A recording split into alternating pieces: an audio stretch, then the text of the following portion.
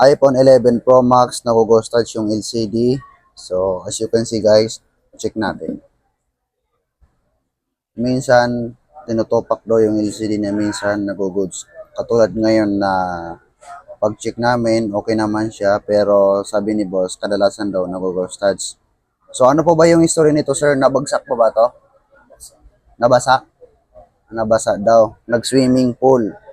So, ang gagawin po natin dito is magpapalit po tayo ng bagong LCD.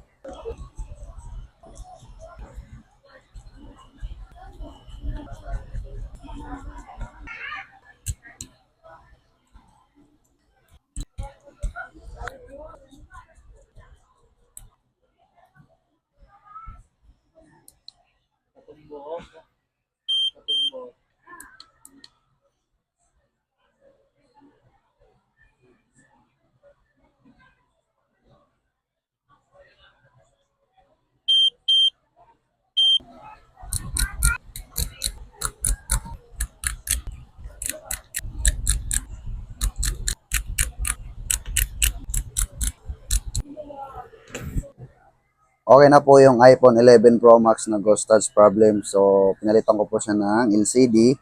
Pangalawa, may truto na rin po siya kasi dati, sabi ni boss, pangit daw nung quality ng LCD niya dati. So, pagtingin namin, class A po yung LCD niya. So, ang pinalit po natin is original OLED LCD, brand GX. So, sa may gusto magpagawa sa amin, mag-message lang po kayo sa aming FFH, cellphonerepair.tv.